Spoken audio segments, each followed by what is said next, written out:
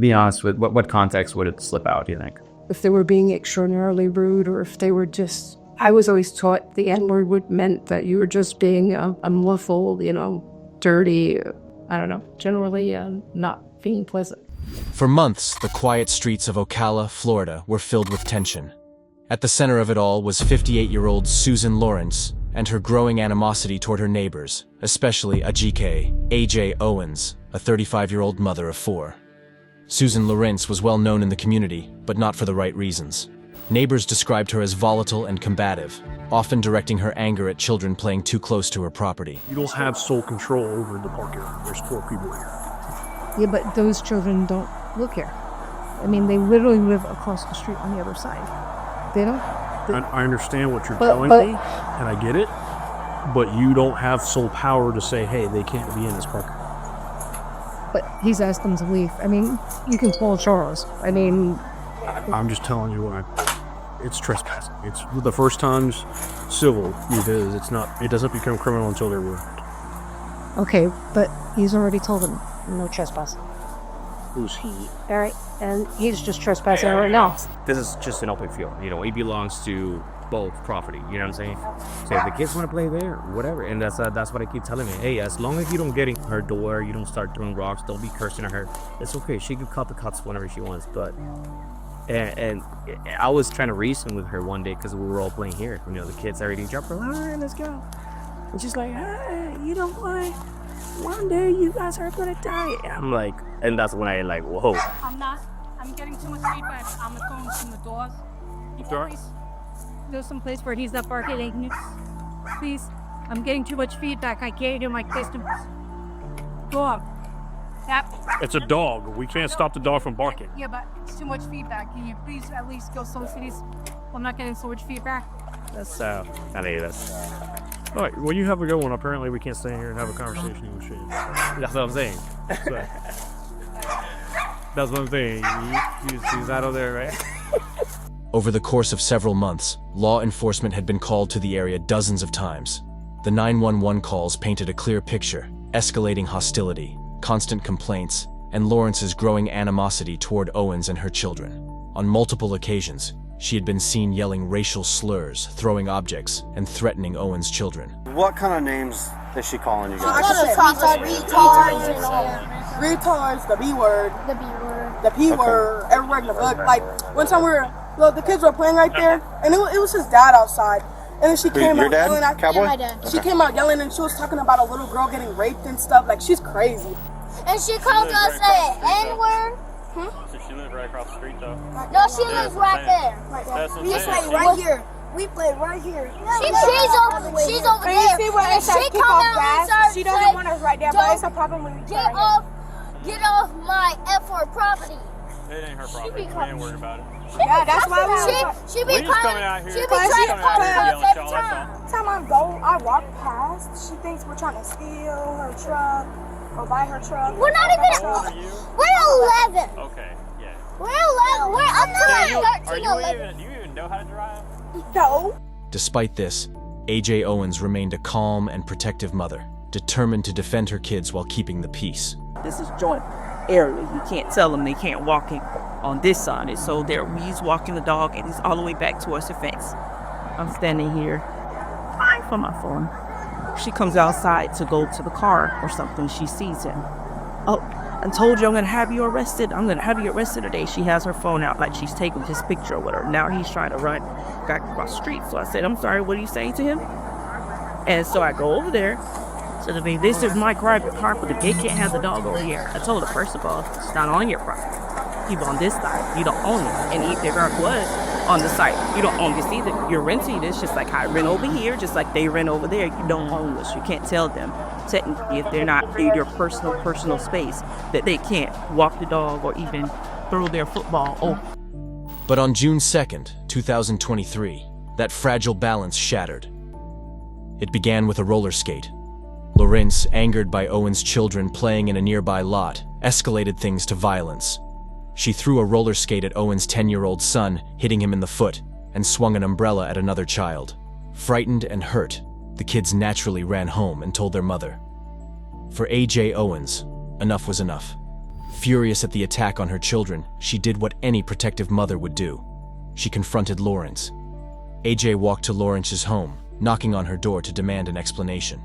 Behind that door, however, Susan Lorincz wasn't backing down.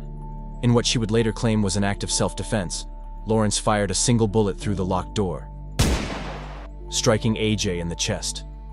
AJ collapsed in front of her son. As her other children watched in horror, the woman they loved most was taken from them. First responders arrived quickly, but it was too late. Sheriff's office, come outside with your hands up! This is the Marion County Sheriff's Office, come outside with your hands up!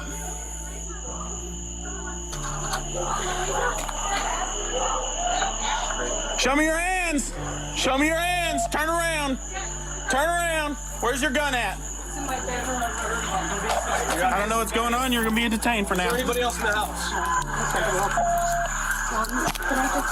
Nope, no, not right now. You're not under arrest. You're being detained. Come over here.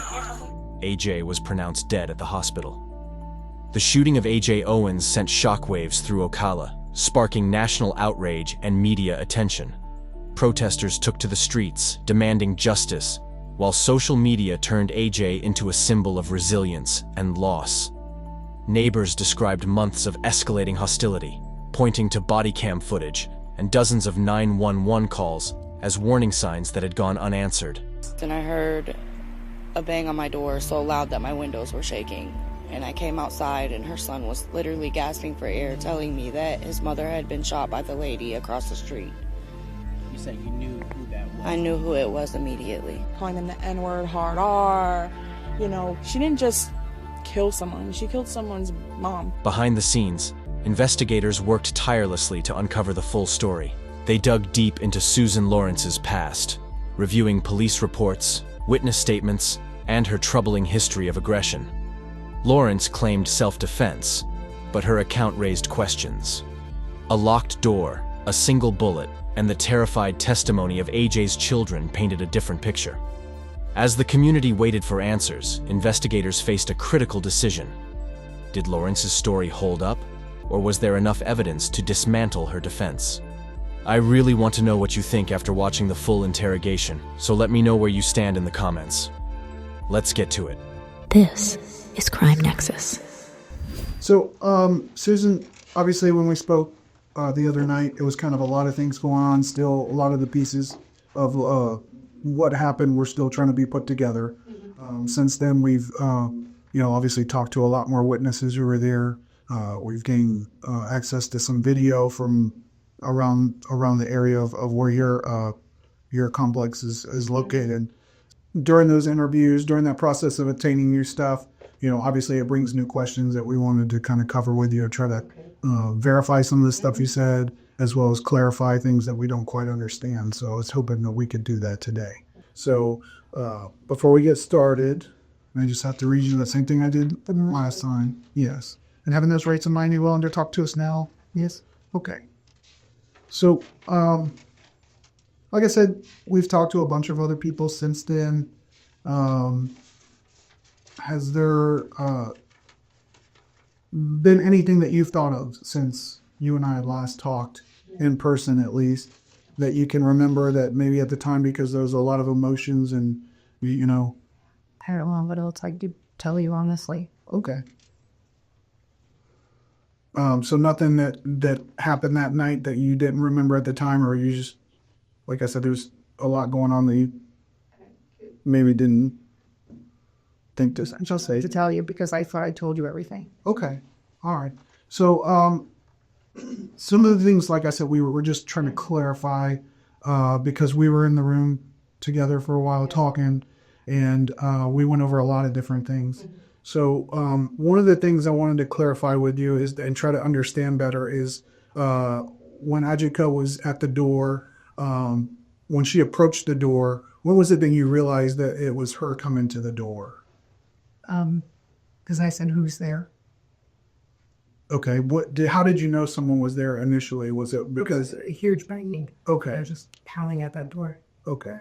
So initially, there was no words. It was just the pounding. That's what started the interaction there?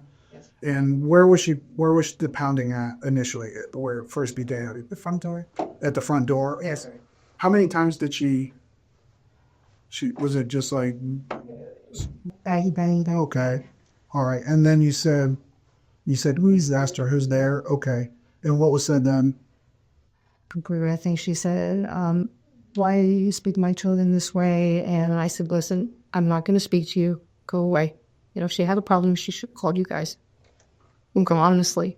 I mean, if she really thought there was something seriously wrong, I don't understand why she just came over and just started pounding on my door and, you know, screaming and yelling. So. And then what happened after you said to go away? To go away, and then it got quiet for a bit. And then she started really banging, you know, just pounding on that door. She was relentless. How long is a bit, would you say? I don't know. Like because 5, 10 seconds or 2 minutes? Or? It was an extended period of time, probably 20 to 30 seconds. Okay. Easily. But during that time, you didn't hear anything else? Did you think she went away? No, well, I obviously knew she didn't go away because she was screaming while she was pounding. Describe that. When you say screaming, describe what does that mean? Just, you're not supposed to speak to my children this way. Why did you, you know? And then she was saying, I'm going to kill you. And I'm like, holy shit. You know, and that's what Well, you said there was like the initial barrage of the pounding. And you said, who's there? And she said, you know, what you said about not talking to her children that way. Yeah. And then you said it got quiet. So there was no banging. There was no words being said. Because I thought she went away. That's what I was asking, Mason. I'm sorry if I... No, it's okay. I thought, all right, you know, and she's just going to do whatever she wants to. And you said that was like 20 to 30 seconds. Yeah. And then did she start yelling again first, or was there more banging? It was banging. It was yelling. I thought she was just going to break down the door. Okay. So, I mean, my heart was pounding, and I was like, she's really going to kill me. Okay, so I felt. When she first came up and where were you when she started to beat? I was the very first time. You were in the bathroom when she started beating. And did you come to the door? Well, it was approaching the door, and then she started screaming, and I knew who it was. Because that's it. I'm not opening this door. Okay. And because I figured if she came in, she would just absolutely pound me into the ground. All right. And then when it became silent, after that first round of beating on your door, where were you at then? Did you go? I just went to wash my hands, honestly. Okay. Yeah, because I didn't know who was at the door, and I wanted to know, and then I was okay. So I went back and washed my hands. Okay. So that's during the time where it was kind of quiet, and you thought that maybe she went away. Mm-hmm. Okay. And when the banging and the yelling started again, where were you at then? I think I was in the kitchen. Okay. All right. And then what happened? And then she just kept banging and yelling. I'm like, you need to leave. You're trespassing. Get off my porch. You know, get out of here. You know, I'm not talking to you. Leave. Okay. Who else was outside the door besides Ajike? No idea. You don't know? I have no idea. Where were the other kids? Because I know the kids had been over there prior to her coming over. Yeah, they were right by the, you know, where the fence is. And then there's a sidewalk. They were right beyond that sidewalk. Inside where it's supposed to be no trespassing. Okay, so they were outside of the fence while she was banging on the door? I have no idea. Oh, you're not sure? I have no idea. Okay. And you asked me when the kids were there earlier. Right. So, and the kids finally, you know, I went inside. I figured they left. So you didn't know who else was out there at that time? Okay. So you went to the kitchen and she was still pounding on the door and yelling. And I know we've kind of gone over this a lot, but I want to make sure now we're getting more like in order of things, because the first time we talked, it was kind of just like it all came out all at once. And now that you've had a little bit of time to kind of think about things that happened again and try to get it in a good order that things happen, because it's very important to be able to say, okay, this happened first, this will happen next, so that we don't get them confused or anything. So after that initial silence I wouldn't say silence, but it got quiet. You were washing your hands in the bathroom, and then the pounding and the yelling started again, and you went to the kitchen. What were you doing in the kitchen? I was looking for my phone. Okay. So, because I put my phone down somewhere, and I started panicking, and I started searching for the phone.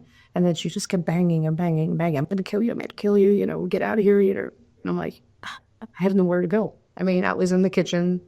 There's the sliders, and the sliders are always locked. And just that one door, so there was no escape. Okay, I couldn't leave. I couldn't get out of there. I was like, Jesus Christ. And she was pounding so hard, the mirror on my wall was shaking. Okay, so that first I'm sorry to go back, but that first time that she pounds on the door, how long do you think that lasted before there was kind of the silence? I know you said she hit the door, you said, who's there? And that, what was the second? Probably 5-10 seconds. She was pounding the first time. Okay. And then when it started again, how long, and I'm going to jump ahead just a little bit, but we'll kind of come back. When she started pounding on the door again and saying all that stuff to the point where you fired the gun, how long do you think that lasted? 2 to 5 minutes. I just, everything's kind of, it was a while. I mean, it was a while. I kept thinking, okay, you guys are going to show up, you know, because I called earlier and no one was coming out. Shit, couldn't find my phone. And she was just banging and banging, screaming at me, telling me, I'm going to kill you, I'm going to kill you. I'm like, she's about to kill me this time. That's all I kept saying. And she's literally going to come in this house and kill me. Okay. When did you find your phone? At what point? After I shot her. I just started searching the house frantically until I found it, and I wanted to make sure that I called and said, you know, I shot, because I heard her go, ugh. And Where was your phone? I think it was in my computer room. In the computer room? Okay.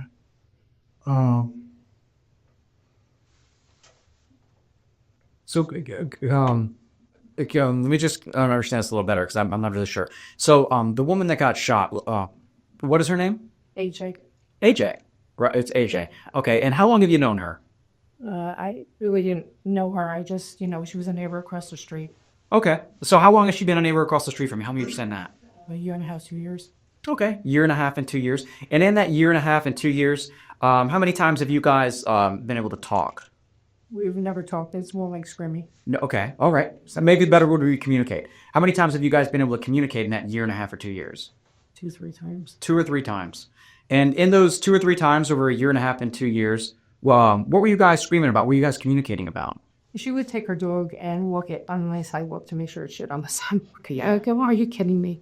Yeah. The whole places you can walk and take your animal, you can come here. And she said, it's the only place we told go to the bathroom. Okay. So no, I don't think so. Okay. So you guys would have a disagreement regarding that, some screaming regarding the dog pooping where it shouldn't. What else would you guys communicate about in that 2 or 3 times? One time she was talking to the neighbors and she said, oh, that bitch over there was crazy. And I went, no, I'm not going to, you know, sorry. I walked over, I said, what is your problem? And she just went on a tirade. I have never heard someone scream like this one. And I was like, Jesus Christ. Uh-huh. And I mean, she exploded. And I'm like, oh, shit. How long ago was that?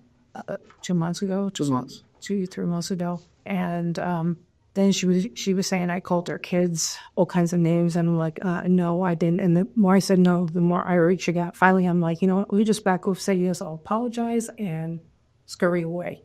What kind of things was she saying that you called her kids?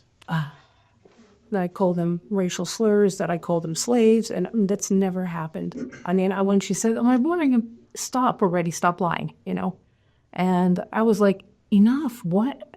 I did call them retards once because they just kept coming and coming. I said, are you retarded? You can't read the sign? Okay. You know, how many times do we have to tell you you're trespassing, you know? Now, all these kids nowadays, they have tablets and phones and stuff. Are you, I mean, you could tell us the truth. I mean, it's just us in here. I think we were looking at the different videos and people were telling us about, we spoke to everybody in the neighborhood separately. But was there other times when you got frustrated or something with these kids and you've said something else that we're not talking about? I mean, have you said other words to them or something about middle fingers or something? Tell me about that. It wasn't at the kids, it was at the gentleman. Who's the gentleman? I only know him by his name, Sapito. So okay. So he's a guy. He gets all the kids together, so they're screaming and yelling, and they're doing all this crazy stuff. And I'm like, stop already. And I asked him. I said, please stop. I don't like the yelling. Just, you know, he's already gonna break down. Now take your time. What is the crazy stuff that Sapito has these kids doing? Tell me about that. I used to ride a 4-wheeler. And he would come around the house. I'm like, what the hell are you doing? Then you have the kids on the back, no helmets, no nothing. And I'm like, stop already. The one time I went out there, he almost hit me. He's like, missed you. Jesus Christ, really? And I'm like, I just can't deal with it. I have an injury right now. I have aneurysm on my left kidney artery. If he hit me, he'd kill me. Was it on last Friday that you were kind of giving him the middle finger then? Is that what I was understanding?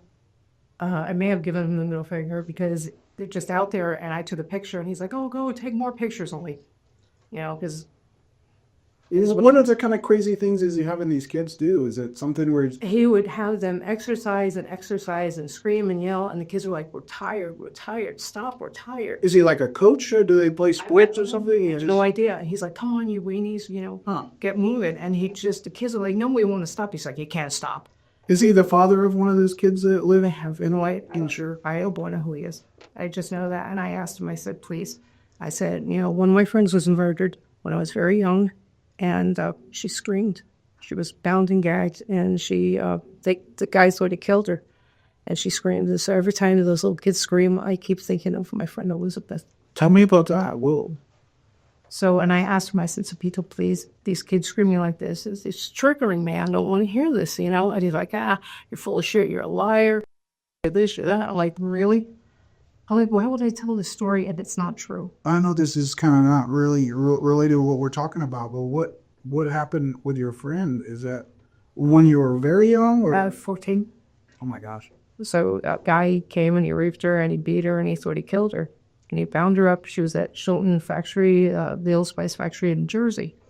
And next to it was a children's playground. And he buried her there in a shallow grave. And she wasn't dead. So when the coroner said that there was old dirt in her lungs because she kept screaming. So every time those little girls screamed, they just kind of, made me think of Elizabeth. Have you ever been a victim of any violence? Oh, yeah. Describe that to me. I was raped and beaten. Did that happen here or in New Jersey? In Jersey. Okay. And how long ago was that?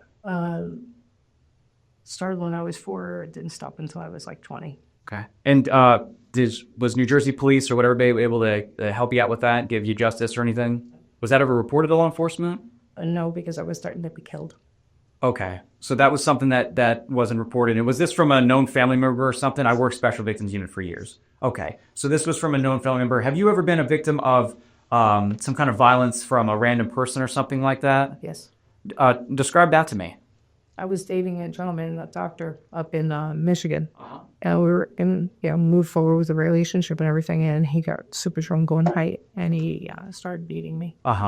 So that sounds like domestic violence. Someone else that you were associated with, and they did something bad to you. Was that you were able to report that to New Jersey or whatever it may be? Were they able to arrest that? In Michigan. Michigan. Were they able to arrest him for anything? I never said anything. I was so embarrassed. Sure. Sure. That's common. I'm an adult. I should know. I mean, as soon as he finished, he passed out. I left. I just got out of the situation, never spoke to him again. Have you ever been a victim of anything like robbery or anything like that before? In Jersey, yes. Okay. Were you robbed at a store, a gas station, or describe that to me? We were selling tools out of the back of my car for some company. And we stopped at a stop sign. It was myself and 2 other girls who were doing it with me. And they entered the car and just took everything. Who's they? Who did that to you? I can't remember. It's a bunch of guys. Okay. That were in the neighborhood. Were you able to get them reported? And we reported it, but they never found them. Okay. Did those guys ever harass you ever again or anything like that? No, because it wasn't where I lived. Okay. Have you ever been a victim of violence at your home that wasn't someone you knew, a random person coming and hurting you or something like that? No. Okay. Anyone's ever broken into your house before in New Jersey or in Michigan or in Florida or anything like that? They broke into the house when we lived in Pompton Plains. Where's that? Is that in New Jersey? Yeah, it's up in Jersey. And when you said they broke into, describe that to me. What happened? It was a bunch of young kids that my brother knew. And he had a dirt bike and everything, so they stole his dirt bike and they stole some other stuff. Sure. And were you home when that happened? I believe so. Okay. When you say you believe so, did they sneak in the night and they went to the garage? It was in the end of the night and they went out into the shed. They went out into the shed. Okay.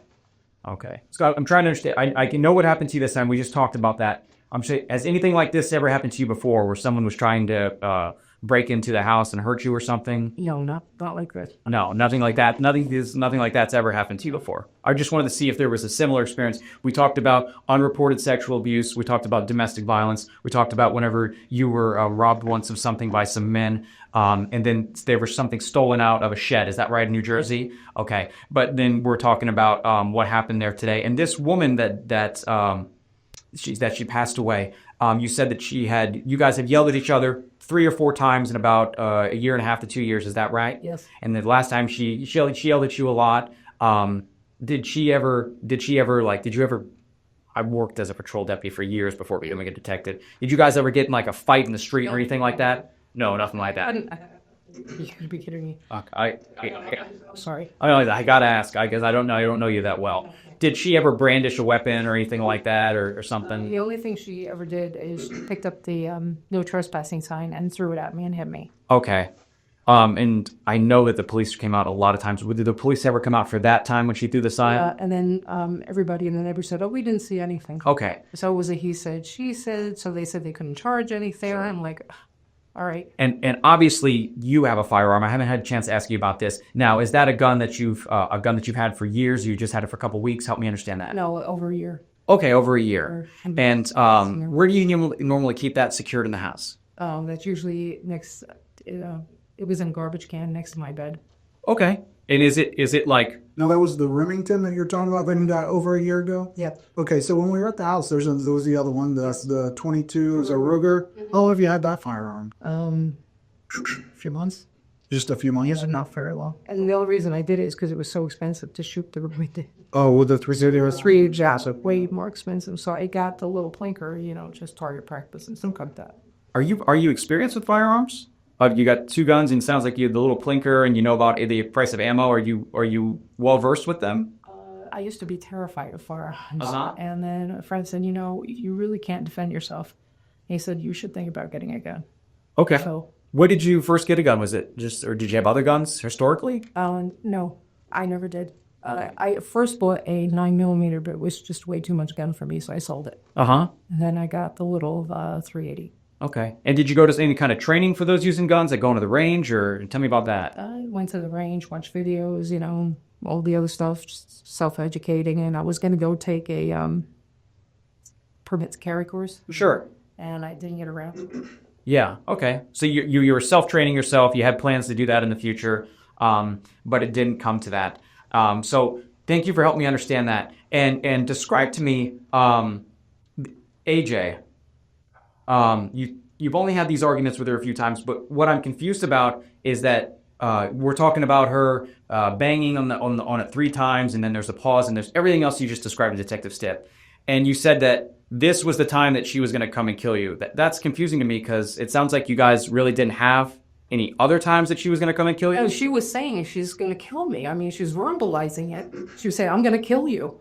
Okay. Right, that's how. It's not like this is the time she's going to come and kill me. So I'm trying to get into your mind, and I'm trying to be brought to that moment to why you believe that. And we were talking. You were in the bathroom, then you were in the kitchen.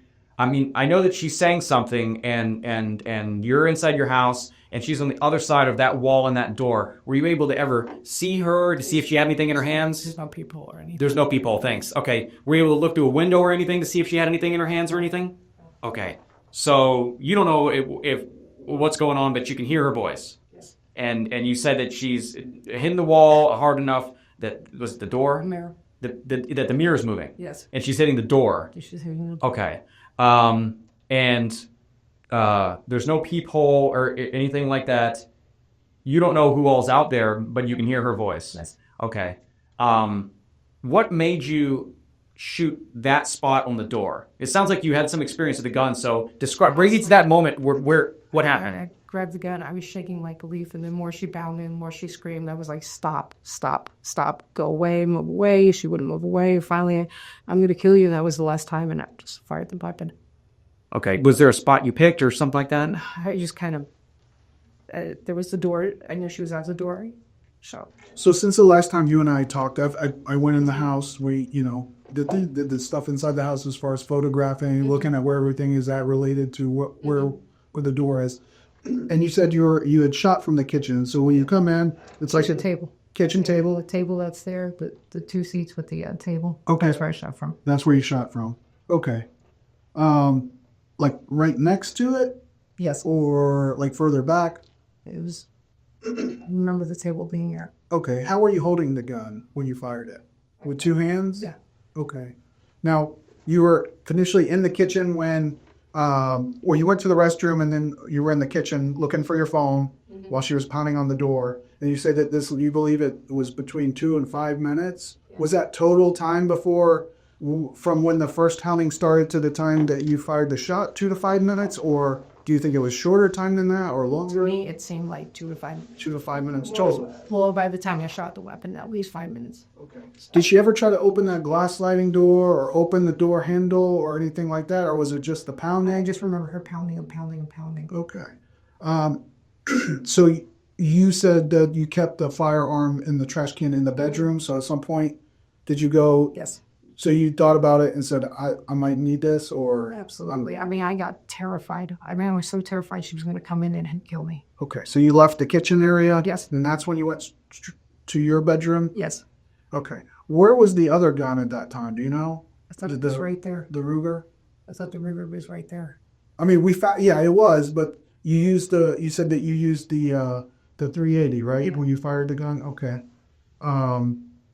Is there any reason why you chose that gun aside the other one? They were both loaded, right? They were both loaded. I was just the one I picked up. Okay. Did you handle the other gun at all?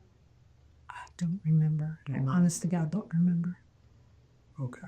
Because the reason I asked is when we went in there, the 22 was actually on top of the 380. So, I'm just trying to figure out how it is that you went in there, took the 380, fired the 380, went back, and you would have put it back in there, but then the other gun was on top of it. So I'm just trying to figure out if maybe, you're just moving stuff around after things happen or something fell. I'm just trying to understand. It may have fallen off the bed. I don't know. I just remember looking for my phone, and I just remember I put the gun back in. So, there was all kinds of papers in there, so it could have flip-flopped. Is that an actual, do you use it for trash, or are those important papers that were in there? Papers I would keep. Okay. All right. So you said it was about, let me ask you this, and maybe this can kind of help us get a better time frame. From the time that you called 911, these kids are on my property and they're yelling, what happened that first 911 call? That time that you hung up with 911, how long before she showed up and she was pounding on the door after you hung up? 10 minutes. 10 minutes? Yeah. Okay. So about 10 minutes after you disconnected and they said, hey, we have deputies on the way. 10 minutes after that is when she started pounding on your door. Okay. And you say anywhere you believe from 2 to 5 minutes. No. Okay. Is there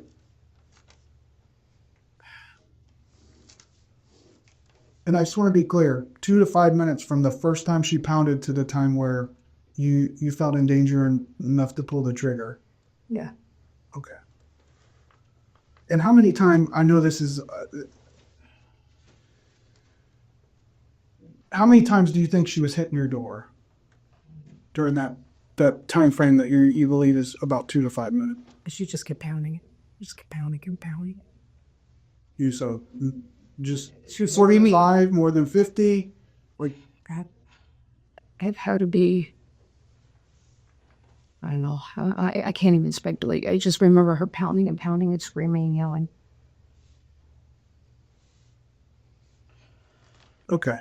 And did you call 911 immediately after?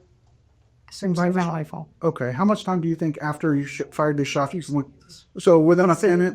And you called 911? Did you call anyone else before? No. Did you call anyone else after? No, I don't think so because you guys were here. I mean, you guys came right away. Well, say.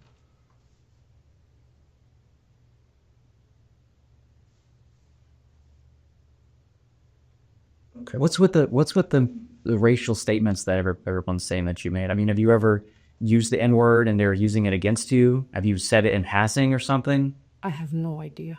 It could have been I was speaking Hungarian and instead of English.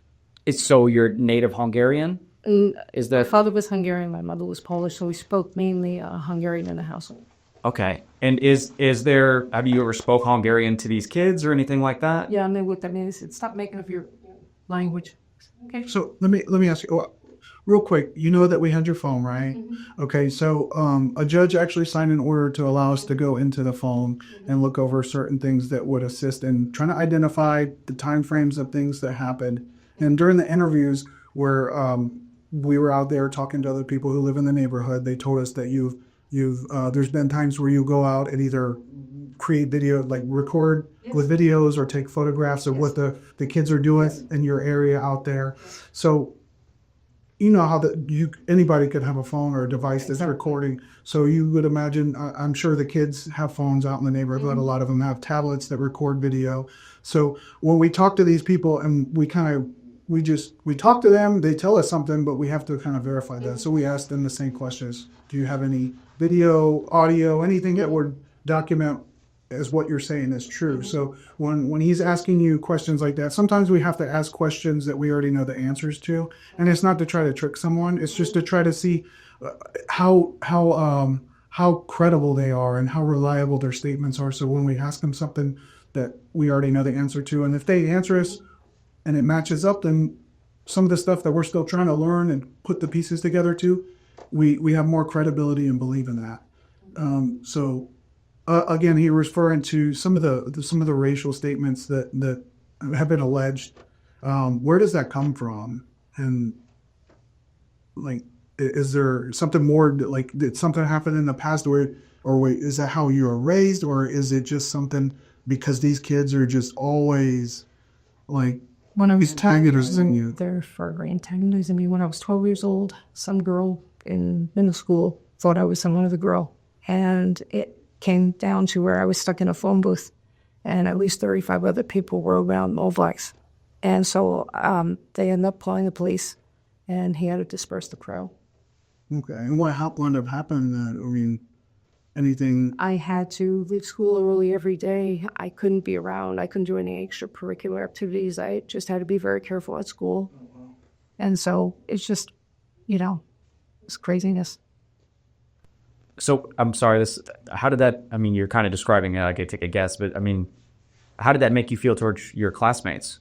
Did you have friends at that school? Yes. Okay. So you had people that you could confide to and be friends with, but you said that you had to be escorted to the bus or something like that? No, I left 5 minutes early every day. You had to leave early every day. Okay. And how old were you when that happened? 12. And it sounds like there's been some issues is that something that's caused problems with you for the rest of your life? No. No, that doesn't. Okay. I don't believe so. Okay.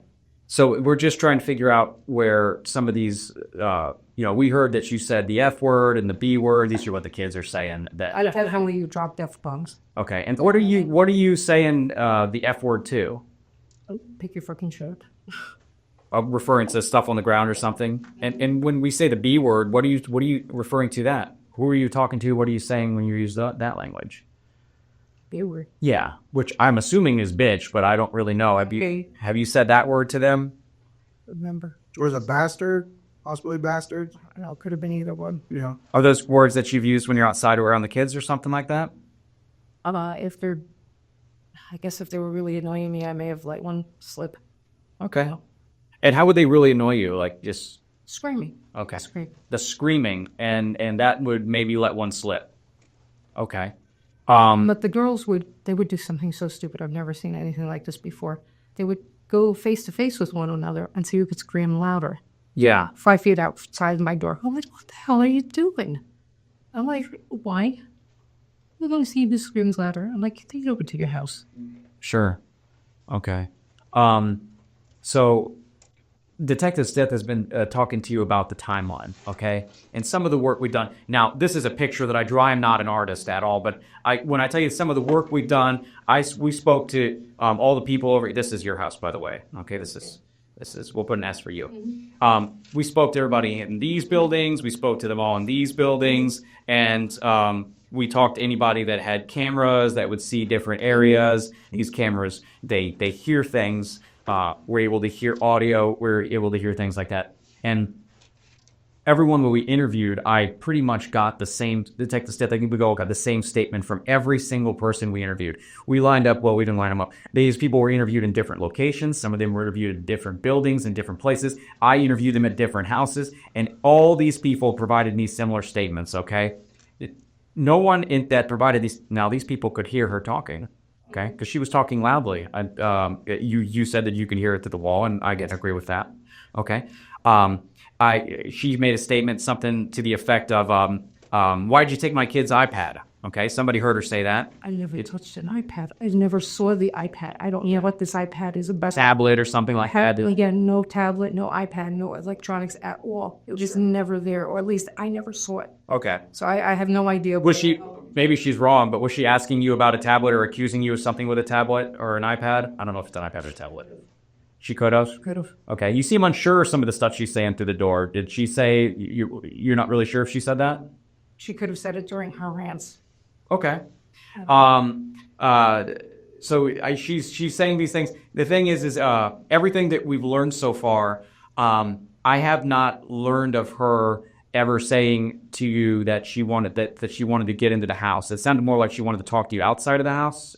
How do you want to talk to outside the house when you're banging and screaming? Yeah. That's not reasonable. One of the people said that she said, "Come outside." I'm sorry. Come out. That's not what? It's not reasonable and prudent. I mean, you just don't, bang and expect someone to come out. Yeah, I think I'll come outside so you can, Well, I know. seriously. What she's learned, what I'm learning, what these people said is that she was saying to come outside. She wanted to confront you about something. She wanted you to come outside.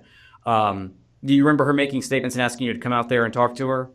I don't recall. Okay, so you don't remember that, and you seem unsure about some of the statements she made about the tablet. No one that we've interviewed so far has made any statements about her saying that she wanted to kill you. That's what I heard. Okay. You said you were so in fear and you're shaking. Is your memory affected regarding this incident in some way?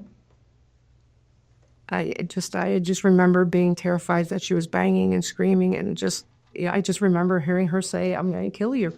Her son, early in the night, before I called police, I can't remember, I don't know how old he is, but he said, "I'm going to make sure you get killed tonight." Which son? She has two sons.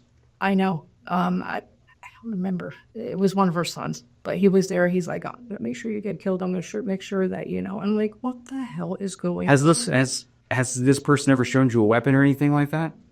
No, but I mean, if the little kid said it, and then all of a sudden his mom's coming over and she's banging and screaming, and now I asked you this earlier. You said you can't see out there, but you've only seen her a few times. What means does she have to harm you through the wall? like I said, she was banging so much, everything was shaking and moving. Now that house, Which I couldn't believe because it's a cement block house. That was my next question. So it's a cement block house, and the door, the deadbolt was activated, right? The deadbolt was activated. Okay. Right? And you just didn't have the chain lock? I was going to say, I remember I didn't have the chain. I'm not quite sure if I had the deadbolt on or not. Okay. I believe the last time we talked, you said you had the deadbolt, but you didn't want to get back close to the door to do the chain, is from what I recall. And you said you had the extra long deadbolt just installed recently? Charles did it. Okay, Charles. So that's what the deadbolt's activated, the door's closed, it's a block house. I'm just trying to understand what made you so in fear of this woman if you have these things between you. When we had spoken previously on the other time when she screamed at me and I finally acquiesced, I said, whatever you want, I'm so sorry. She followed me a foot behind me up until we went into the house. I'm like, what the hell? I mean, she gave me the creeps. What happened during that incident where she followed? What was the conversation? She said, oh, you call my kids, I think the nigger and a slave or something stupid like that. And I'm like, okay, whatever. Yes, I'm sorry. I apologize. And I finally said, I'm going to leave this alone. I don't need, to get killed in the street. Did she tell you if she had recordings of you saying that? Or like you to the kids? I have no idea. But you apologized and she continued to follow you anyway? Yeah, she followed me anyway. How far did she follow you? Like right up to where I go in by the wood. By the fence okay. And then what happened after that? She finally just went away. Okay. And how long ago was that? That was like a month or two ago. Okay.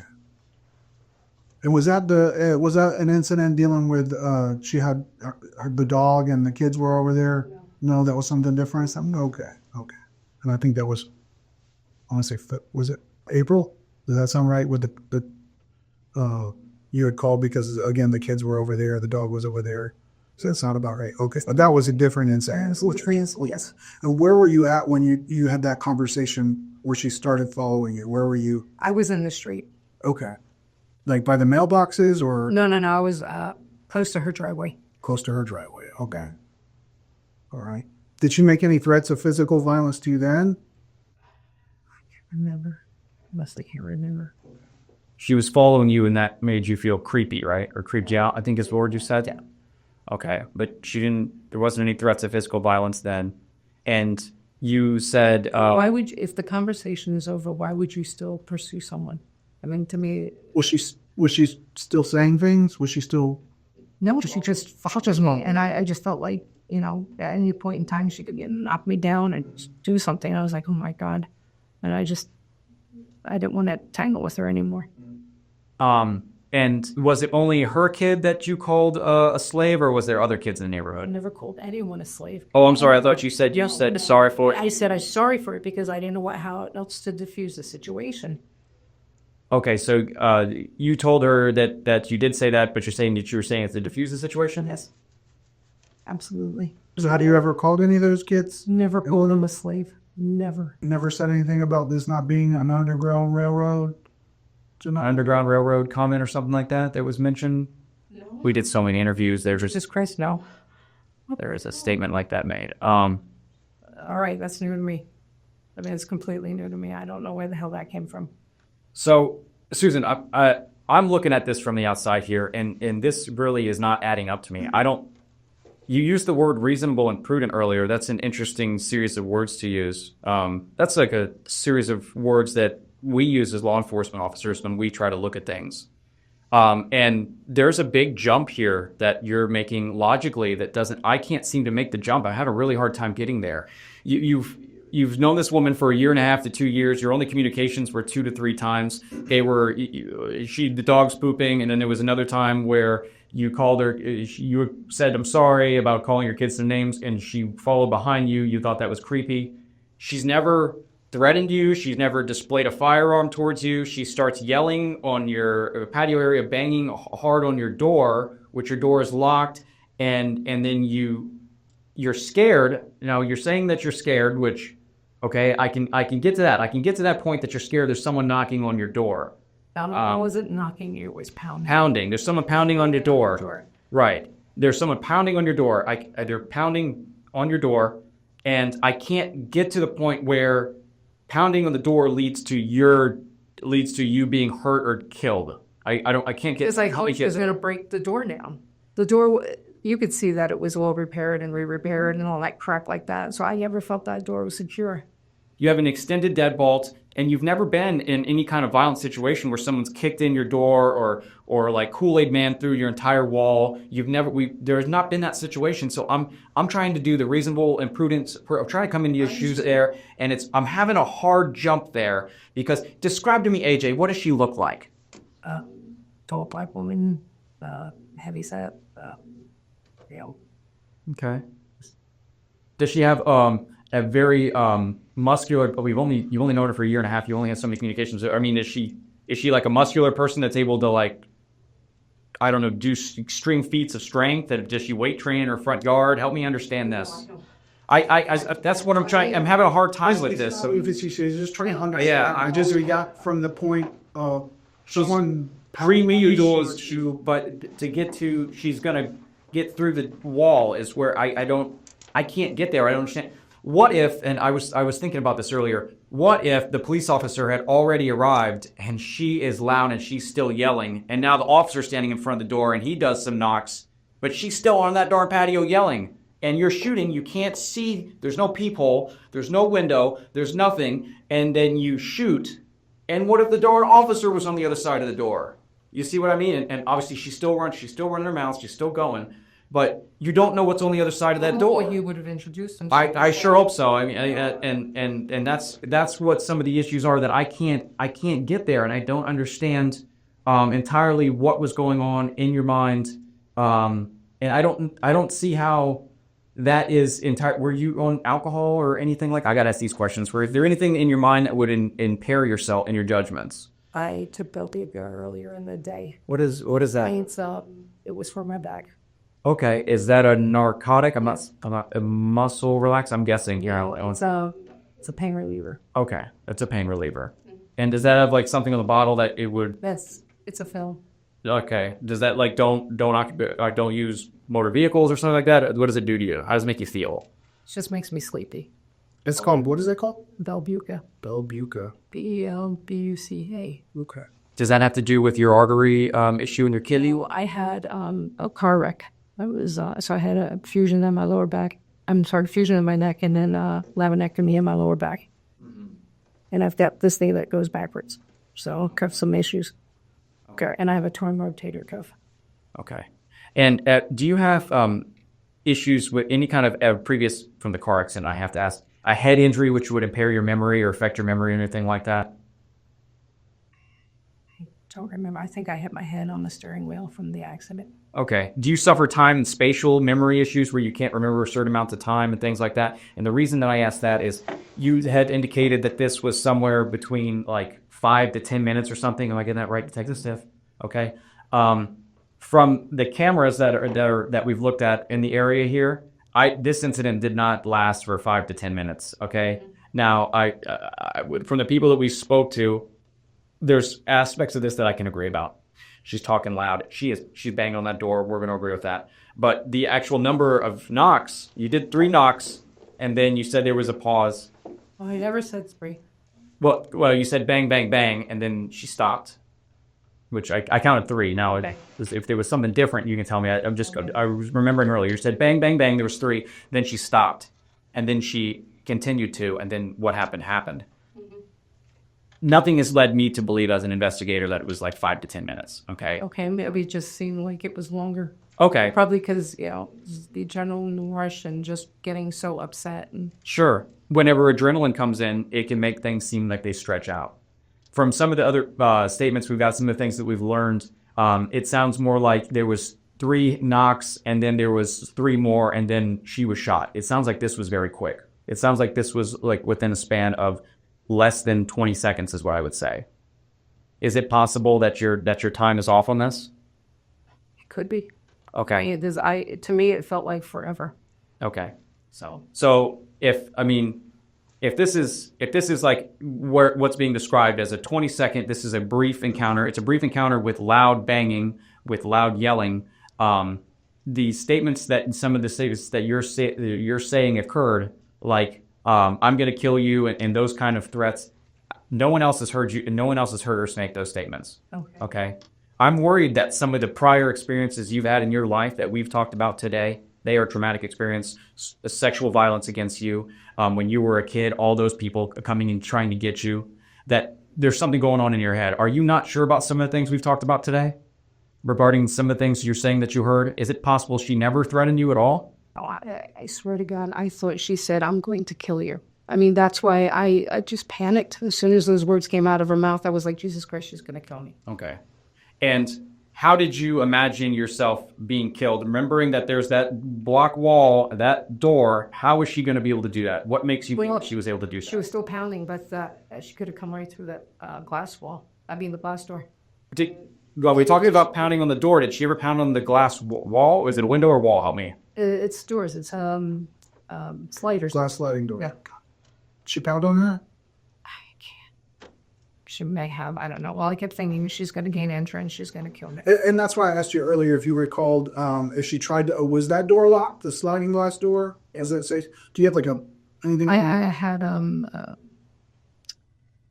think there was a wood piece in the slider. Okay. And you don't recall if she tried that door?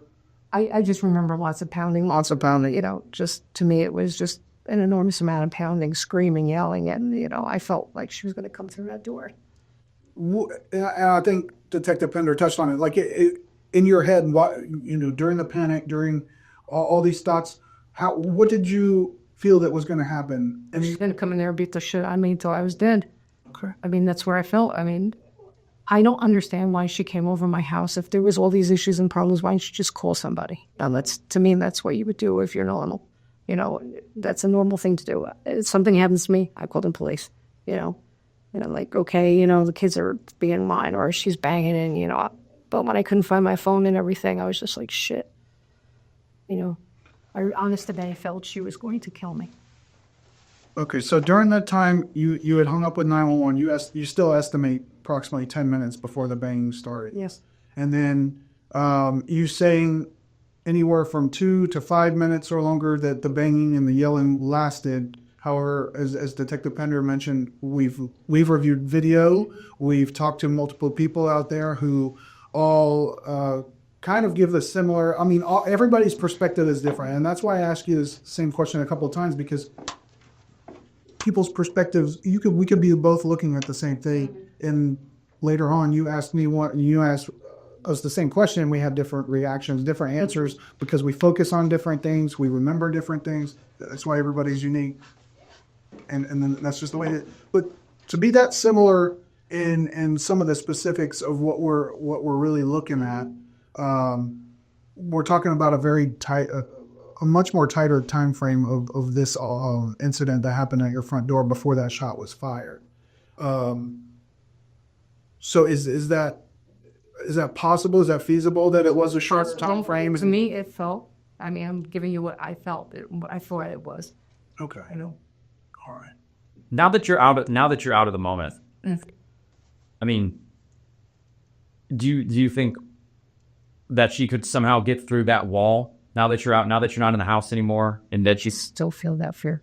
I just still feel she was coming at me. I'm sorry. It's what I feel. Okay. I've just, it's been playing in my head over and over again. And I just kept thinking of that and how terrified I was. Was your goal to shoot and kill her? No. What was your goal? To shoot and hopefully, she'd hear the shot and dissipate. But you took aim at the door, is that right? Yes. Okay. And the goal is to strike the door and to dissipate it. I'm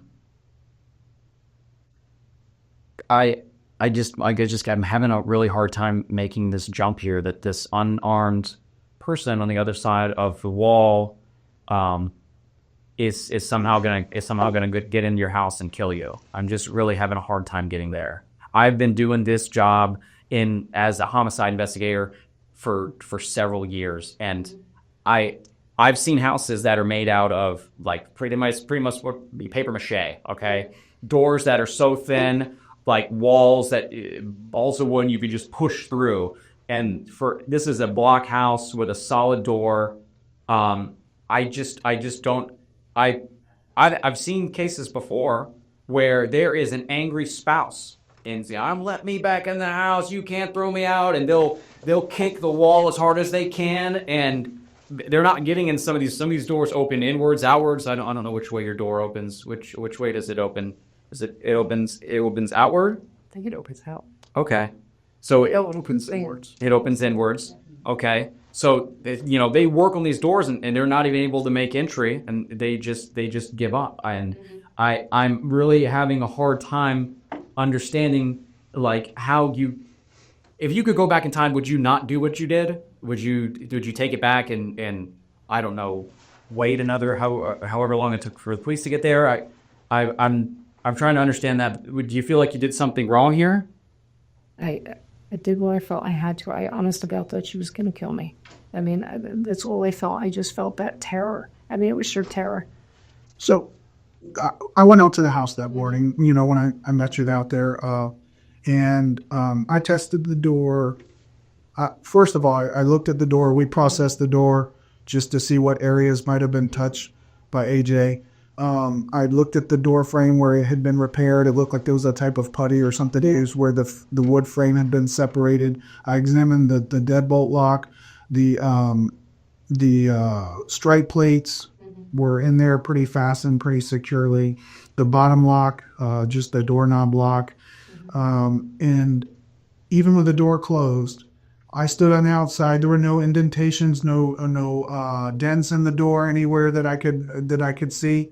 And I pounded on the door pretty hard, and that was with the door unlocked completely. There was no lock secured, and that door was very sturdy. I'm not trying to take away the fears of being scared and everything, because I think that is a scary situation to be put in. But to justify to go from being scared to a point where you're taking deadly force on someone who's standing on the other side of the door and you don't even know where you're shooting at. That's a big jump, and I think that's where Detective Hunter's. It could have been one of the kids standing there or something.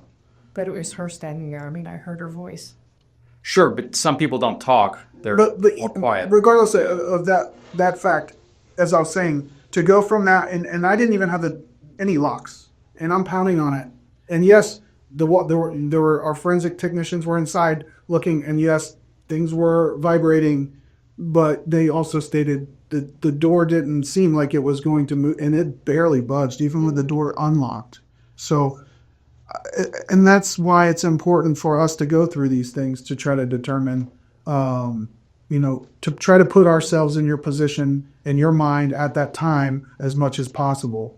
But to get that, help us try to understand that a little bit more, to get to that point from a fairly secure door. Because like he said, it's true. We've gone to some of these trailers where you can pretty much push the door open and That's not a pretty secure house. Your house is pretty secure. That landlord did a good job, I guess, keeping everything secure. It looked like everything was good. So you've never had a break-in there before, right? Okay, no break-ins there. There's the rod in the track. Did you have? I know that you still spoke to this woman 2 or 3 times before. Did you speak to her earlier that day on Friday? Okay, so you didn't talk to her earlier that day, Friday. There wasn't. Did you have any conflicts with anybody in particular on Friday at all? Just the kids when it wasn't a conflict. I just told them, come on and stop trespassing, move along. The kids kept putting things out. They had marbles by my truck. They put their skates out. I tripped over the skate one morning that I had to leave very early, and I'm like, crap. And I'm like, stop leaving your freaking toys here. I'm not the most stable person, but my knees and stuff like that when I'm walking. If I fall again, who the hell knows what's going to happen between my back and my knees and, the other injury. And I don't understand why they just keep leaving their crap there. And I'm like, that sounds frustrating. It's extraordinarily frustrating. You said there was a skate. Was there something that happened with the skate on Friday? When the kids were there, they keep leaving the skates really close to the house. I'm like, stop already, because when you go around and you do stuff and you're bringing packages in, sometimes I bring the truck up. I'm like, I don't want to walk over your skates and shit. I'm like, pick your damn shit up. Oh, so where were those skates when you picked them up? I want to say that they were maybe 5-6 feet off the sidewalk. On the grass? Yes. Okay. And you took a photograph of that with your phone? Yes. Okay. And there was a video at some point. It looked like you were taking a picture or a video through the screen from you being inside to them outside. Is that around the time frame that you shot on the bird or something along those lines? Maybe not. Okay. Probably. Okay. Because it looked like there was a bunch of them kind of further out in the field, but there was a lot of kids playing out there, and I guess the screaming. You heard how much they were screaming over the TV.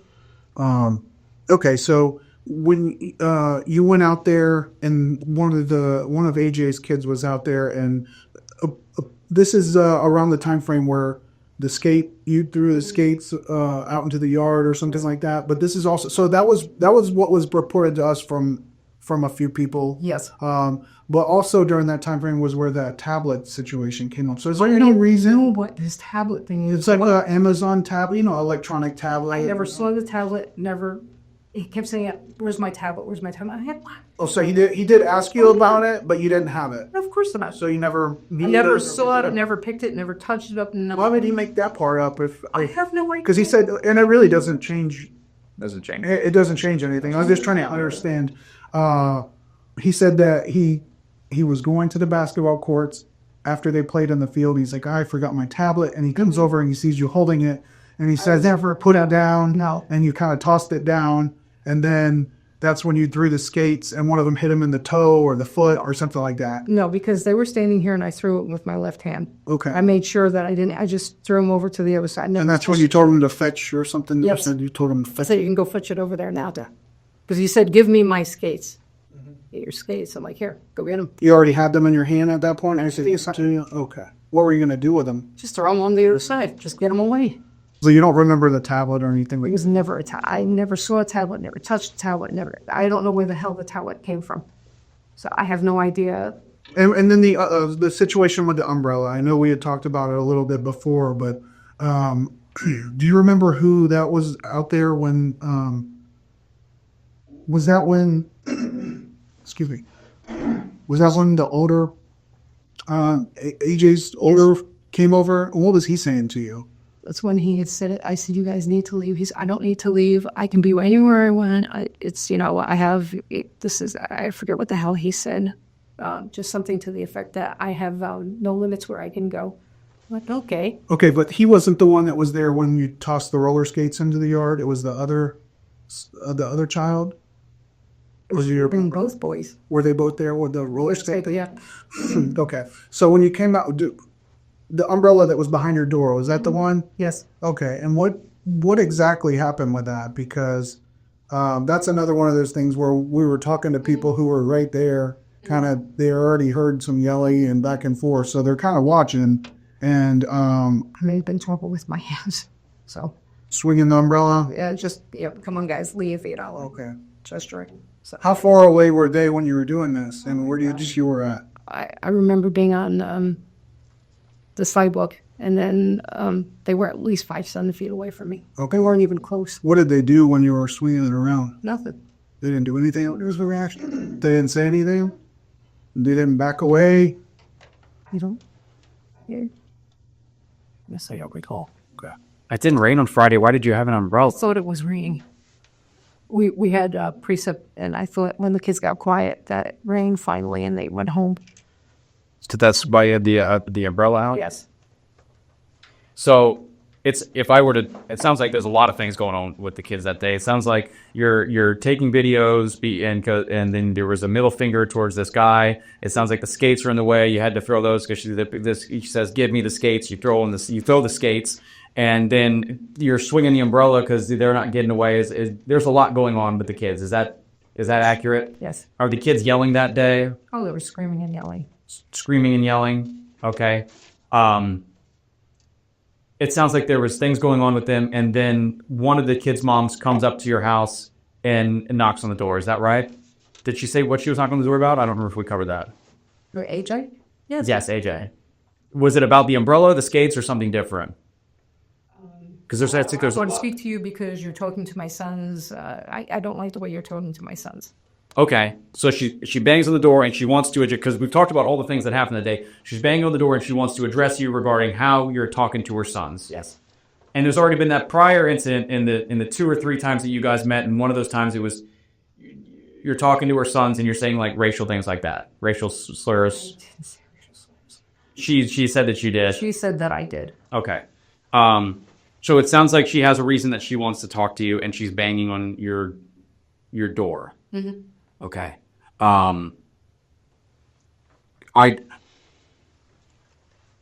That she's enraged, she's screaming, she's not acting to me would be like a normal, average, everyday, reasonable person. I mean, to me, that was someone who was really angry.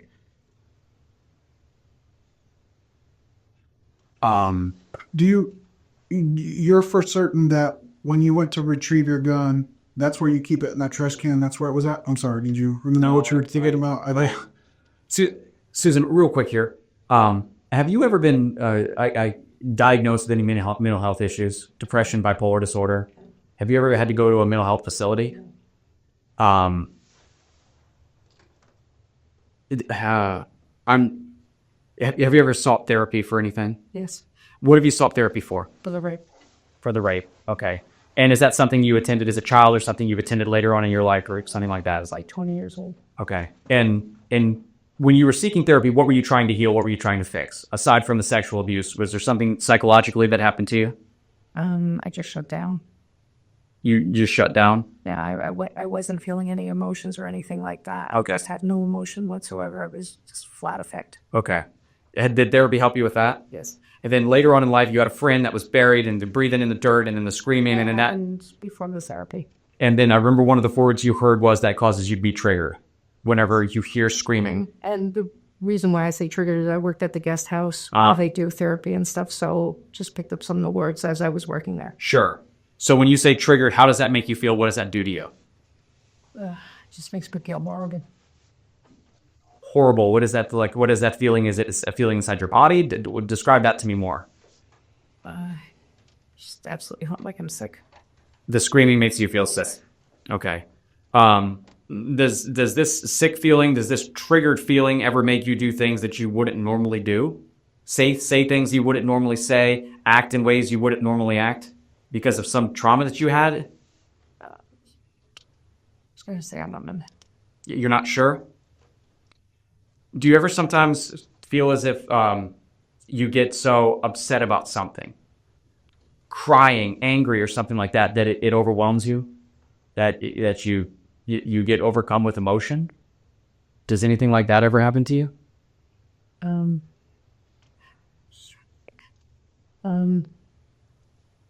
The only time was a death, but I felt that was normal emotions. Sometimes whenever people get picked on and they get yelled at and they hear yelling and things like that with you, they say things and they do things they don't mean. They see red. That's what some people say. They see red. I wasn't myself, detective, and they say things like that to me. And I'm trying to understand if some of these kids have triggered you and made you do things and say things that isn't you, is not Susan, is not the person that's sitting in front of me. Do you ever feel like anything like that ever happens to you? The kids definitely just make me feel, sick. They just, they call me grandma. They call me Karen. I'm trying to think. They said horrible things. The other thing was, trying to think, it's some kind of stupid infection. I can't remember what the hell it was.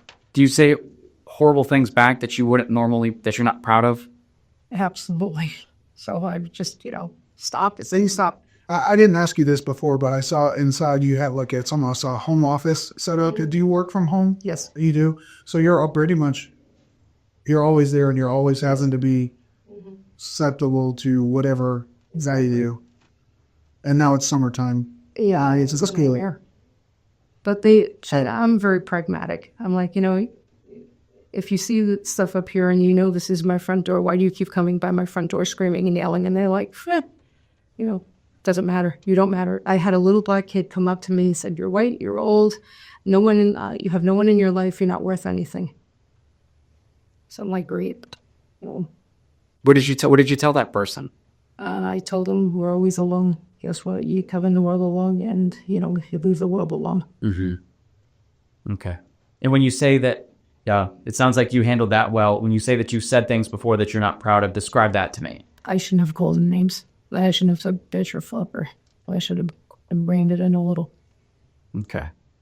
And then when we talk about racial slurs, have you made those not to anyone in particular? You've just spoken to the air, you've spoken to other people, because there's been multiple different ways that we've kind of been learning about you saying these things. Describe that to me and specifically. In regards to? Words like the N-word that you've said. Describe that to me specifically when you've said that. I can't remember if I said it or if I didn't say it. You sound unsure. Whether it's out of anger or, I don't know. Someone's calling you names and you could become kind of overwhelmed with you're having to hear this kind of thing all the time. And like you said, you might say something that you normally wouldn't say. I don't. I honestly don't remember. So I've noticed there's been some gaps in your memory, and that's why I've asked you about your memory, because some of the specific things that I asked, specifically this, you say, I'm not sure, I don't remember. And that's happened a couple times while we've been talking today. So I'm trying to better understand that as why you don't remember some of these things specifically, or what's going on. I don't know if it's something you feel shameful or embarrassed about. I don't want you to feel that way while we're talking.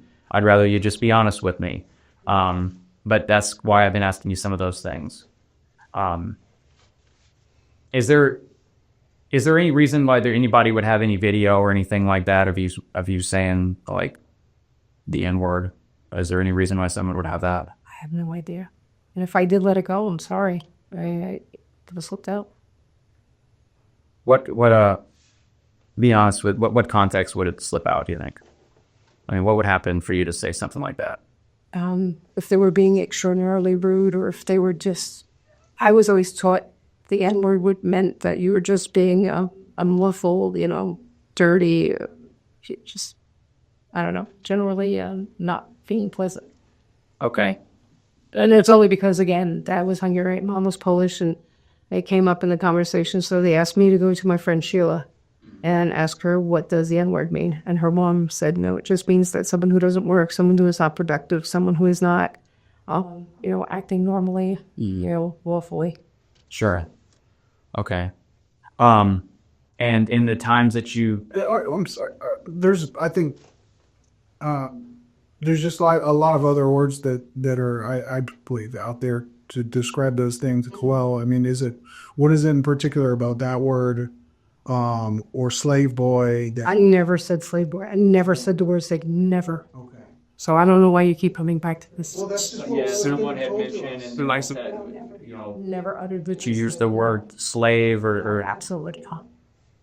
something like that. Is there any reason why anybody would have a video like that? Is there any reason why that would exist? No, there shouldn't be. Shouldn't be anything like that. Okay. Yeah, I mean, the Underground Railroad comment again. Remember, there's people out there. I never made an Underground Railroad comment. So I don't know where the hell that came from. well, I kind of want to go through my notes real quick. Make sure that we cover everything. We covered a lot of things. Can I get you another water or anything while I go through this? Okay. Yeah, let me go through the notes and make sure we didn't miss anything here. And we'll be right back in. Is there anything else that you need right now? And is there restroom or anything? Use the restroom? Okay, give me just 1 second. Make sure the restroom's clear. Boss. Okie dokie.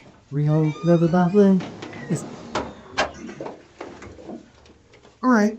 So, while we were in there going over everything, and my supervisor, Key, he's actually kind of been listening a little. And something that caught my ear, like when we were talking earlier, you had mentioned the words, and I asked you to repeat it because I wanted to make sure I heard you correctly. You had mentioned terminology like reasonable and prudent in reference to how AJ was acting at your door while she was trespassing and everything. Where did that come from, that terminology? Is that Watching TV. Watching TV? Okay. Like documentary stuff, or like what? Probably just crime shows and stuff. Crime shows? Okay.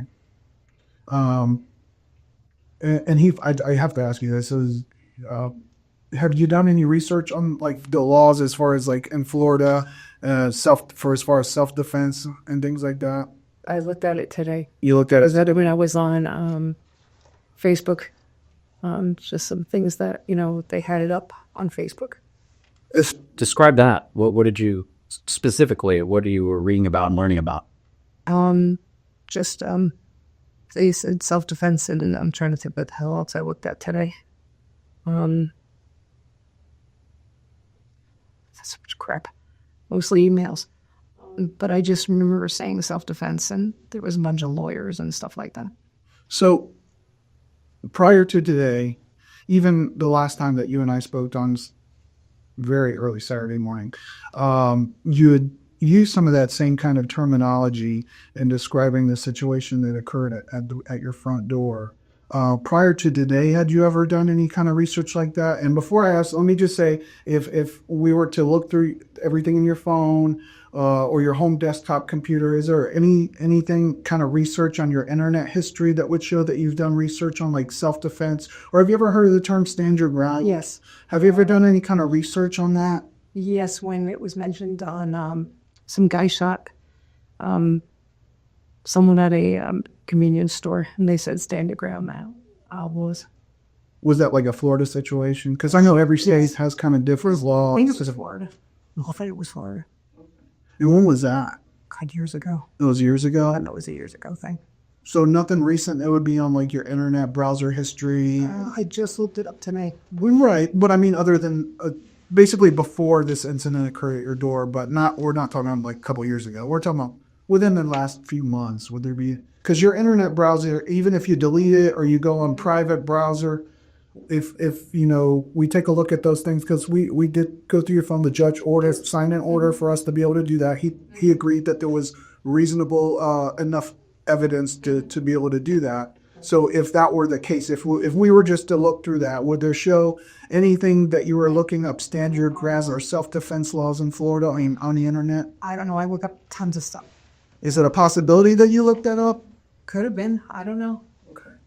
I look up. And the reason I ask is I should just go and see why the laws were, so I want to know why, like if they have an article, what happened in the situation, Well, Susan, I think you know the reason why I'm asking that question. You're smart, okay? And the reason is... Oh, hell no. No, absolutely. I know what you're thinking. Did I look up the laws so I could do something? No. This is not a situation where you set something up because you were tired of this person, you were tired of the situation that put you in. No. Okay. Sorry, no. Okay, so while I was out there going through the notes and everything, I went through so when someone calls 911, as soon as that call goes to our communication center, it logs it, gives us a timestamp, hour, minute, second, from the very first time that call was received to the time that it's disconnected, okay? And that's for every single time someone calls. So the first time when you called 911, talking about the boys out there trespassing and things of that. So that call started at 8:54 p.m. Does that sound about right? Yes. I really wasn't looking at the clock. I just remember calling. That's what time it says on our call center. And that call lasted for 5 minutes and it disconnected. At 8:59, deputies are on the way. Okay. Now you estimated that it was approximately 10 minutes after you disconnected until the AJ started pounding on your door. Is that correct? Is that okay? So the second 911 call where you called, lady was banging on my door, I shot her through the door. That call came into our call center. It was received at 9:01, which is 2 minutes after you hung up with the communication center the first time. So that's 2 minutes that all these things that you say occurred happened at your front door. From pounding and pounding and pounding and pounding, I'm going to kill you, all these things. Within 2 minutes, she showed up at your front door and did all these things to the time that you pulled the trigger, went and found your phone, and then called 911. So, and that's why I'm trying to get... To me, it seemed like that amount of time. That's why I thought it was that amount of time. Well, so clearly we've established that was not true, that's not the case, but that's what you felt it was. So you also told me that that's what you heard, that she was going to kill you. Is it possible that she did not say that, and that's what you heard or you believed, just like you believed it was 10 minutes between those calls? I just thought she said, I'm going to kill you. I mean, that's what I heard. That's why I was so in fear of my life. I was like, Jesus Christ, she's pounding on my door. She's going to break in. She's going to kill me. But is it a possibility? If you believe that it was 10 minutes to 15 minutes, adding in 10 minutes before it started, and then approximately another 5 minutes on top of that you believe that 2 minutes was 15 minutes, was it a possibility that maybe you thought you heard that, but it wasn't that what she actually said? I have no idea. That's what I heard. I'm telling you what I heard. So, Susan, we've talked enough that I've come to a conclusion here. Everything that I've learned, okay, and I see this on a scale here. Detective Stith had brought up, you are Susan. Are you the Susan that has done research on Stand Your Ground and has planned for this to happen? Was planning for this to happen? There's a spectrum here. Is this the Susan over here? And then there's also could be a Susan over here that was, I have a gun in the house. I'm scared. Someone is knocking on the door. I like them to go away. I'm just gonna, I picked up the gun and I accidentally shot the gun. There's a Susan somewhere in the world like that. You somehow found a spot in the middle where you're trying to explain this, but it doesn't actually make any sense. That within 2 minutes, because we know it's 2 minutes, within 2 minutes, this person came over and they were able to put down a series of statements, such as, and you said this, that they came right up to and they want to have a discussion with the way that you were treating their kids that day. You said that they are able to make that sentence. I want to talk to you about the kids. I'm banging on the door. I want to talk to you about the kids. They're making statements like that. We've interviewed other people that it was a very brief interaction, and then you shot them. Now, this wasn't a long siege. It wasn't a castle siege. It didn't last for 20, 30 minutes. It was 2 minutes. So you're trying to tell us that a reasonable person would shoot somebody for less than 2 minutes of making statements outside. That doesn't make any sense. So that I have to look on the scale here. Where is Susan? Did she plan this? Is she a cold-blooded killer that plans things? Was this an accident, or was this something that got out of hand? Is it somewhere in the middle? That makes more sense. Not what Susan's telling me. Is it somewhere in the middle? Because I know that I talked to Detective Stith. We kind of went through your first interview. And in that first interview, you had even said to the kids, you know what, go get your mom. No, I didn't. You said something along the lines as when they said, I'm going to go get my mom, you said, go get her. Go get her. Which is fine. I want to talk to an adult too. I don't want to talk to a kid. I remember saying that.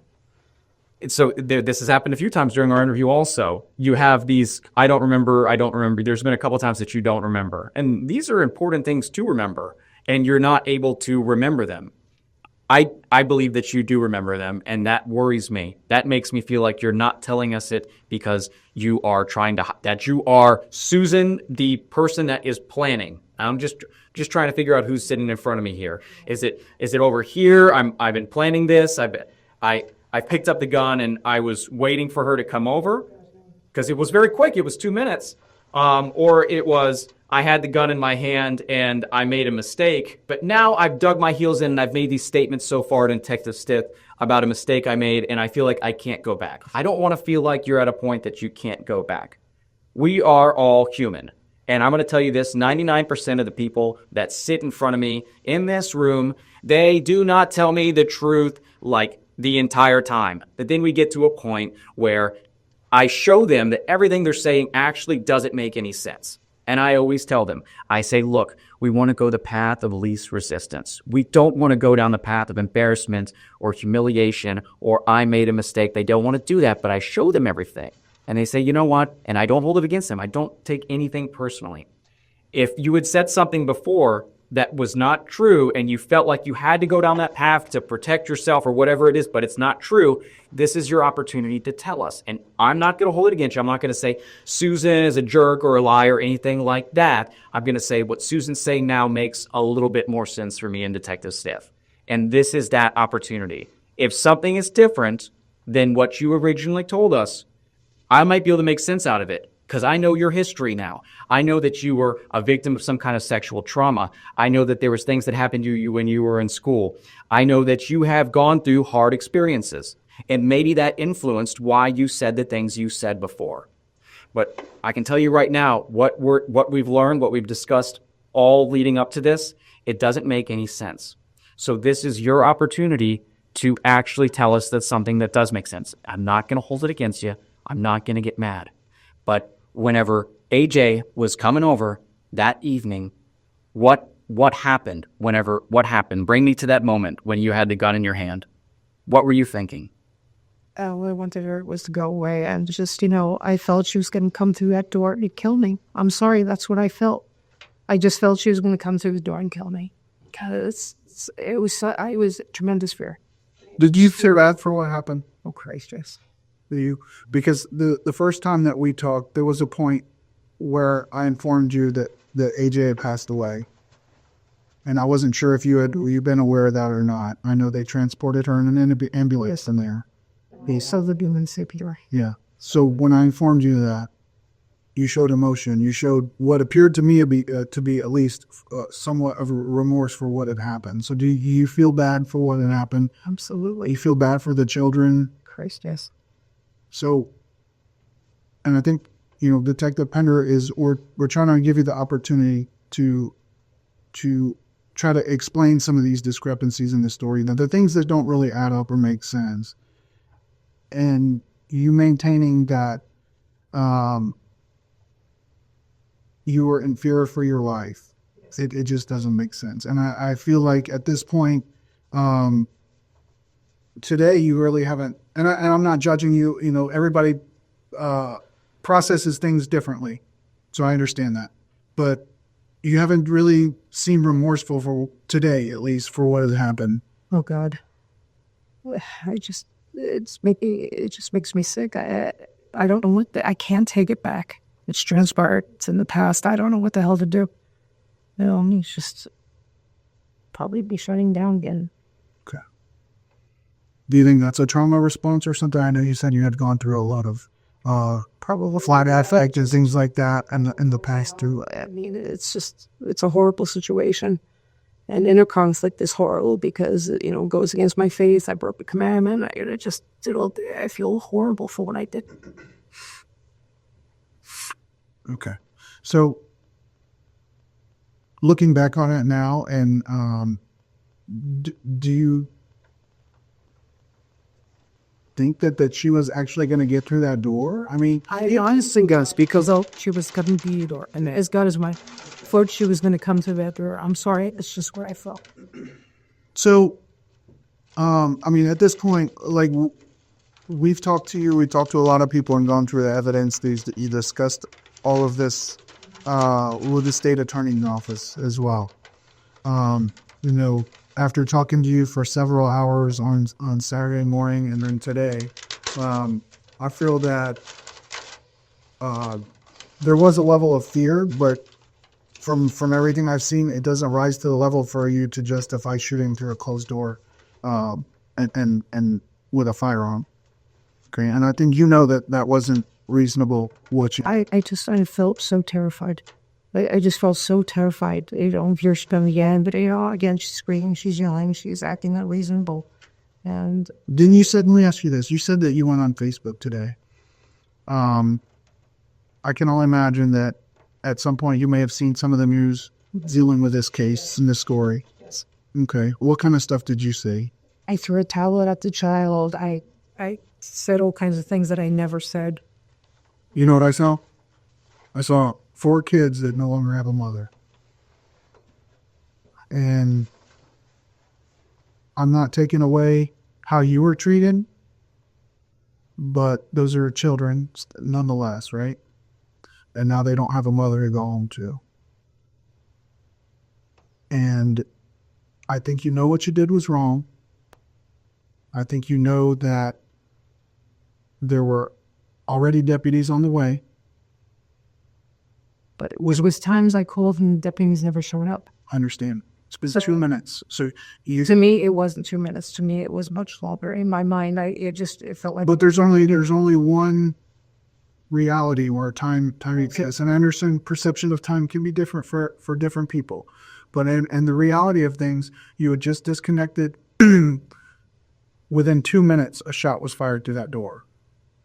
There was that much that transpired within that 2 minutes where statements were made. I want to know why you're throwing stuff at my kids or whatever it was she was saying. And then shot fired and she's down. And then another 911 call comes in. There's no way to justify that.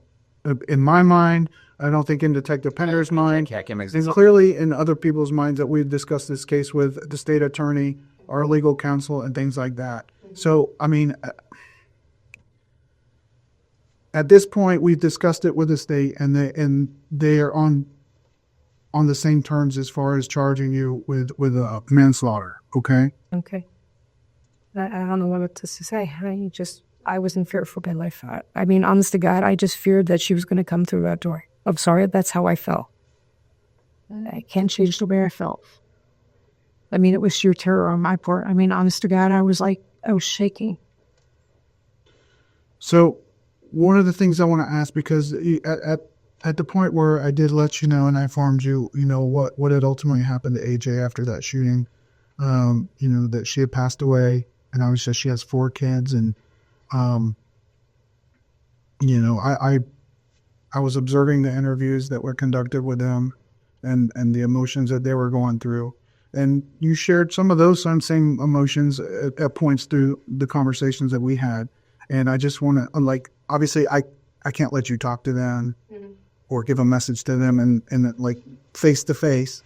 But I would it's up to you if you would like to write them a letter or something to kind of, whatever's on your mind or in your heart. You don't have to. We're just going to leave a notepad and a pen in the room. Obviously, we have some paperwork to do, so we're going to have to step out to do that, and obviously talk to our boss. We'll just I offer it to everybody that we can't let them talk to. So it's just something we do. So if you'd like to do that, we're going to get that paperwork going, like he said. But that's where the state's at right now. That's where we're at. And I'll talk to you a little bit more about that in just a minute, okay? But All right, Susan. All right, we're gonna have you go with this deputy here. No. I'm sorry. No. No, what? I can't. What's wrong? What's going on? I just can't. I'm sorry, I can't do this. Unfortunately, we're to that point where that's what's going to happen. Obviously, this isn't conviction. This is you being charged, and then you're going to have your day in court to present your side of the story. Okay, so you're going to go with this deputy. You're going to be booked in and fingerprinted. They're going to take your pictures, and then you will have an arraignment in the morning. I'm not going to be sorry. There's a phone down there. You'll be able to call whoever you need to call, and right there in booking. I'm not going. But Susan, we are going. There's no change in that now. You're under arrest. In fact, we probably go ahead and put handcuffs on her. Let's get her, Susan. She handcuffed. Stand up. Susan, stand up. Susan. It can go one of two ways. It can go an easy way or it can go a really hard way. I'm sorry. We don't want it to go the hard way. I'm so sorry. Susan, put yourself in our position. There's no choice in this. You're going over there. I'm sorry, I can't do this. Susan, you understand that from the point of the story that you've given us, that by refusing and resisting, that it's making you look bad, okay? And I understand your reluctance to want to go, good? Just can't do Okay, well, they have medical staff over there. There's a nurse right in the front. You give them the prescription medications that you're taking, all of that. They will assist you in making sure that you get the care you need. No, but I can't. We're going over there, okay? You're going to go over there. I just can't do this. Okay, well. Come on, Susan, stand up. If we have to I can't do this. Okay, but do you understand that you're under arrest and you're going to be taken to the jail one way or another, okay? I don't care. Susan? I just can't do this. I'm sorry.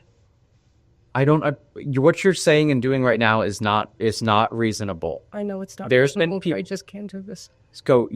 When you say it's not reasonable, that doesn't make sense to me. I understand. I just can't do this. I'm sorry. And this is why we're in this position here, Susan, is because the decisions you make are not reasonable. You make just like what we're experiencing right now. I'm sorry. I just can't do this. I can't do this. I've had people sit in this chair that have done things, and they get up, they walk out on their own accord. They've done some really bad things. Okay, you're not the only person, but I need you to... I just feel horrible. I can't do this. Okay, well, we're going to go to the jail. There's no changing this. There's no stopping it.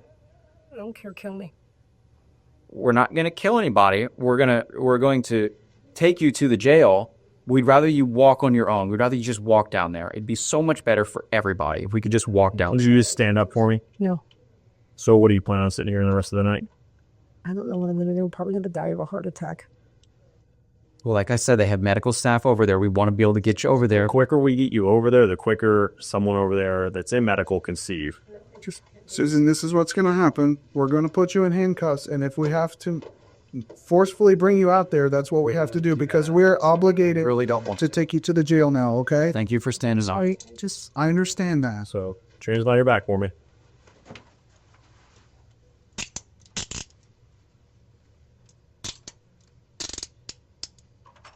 Thank you, Susan. I didn't do this on purpose. This wasn't a purposeful act. I did not premeditate it. I didn't do anything like that. This is ridiculous.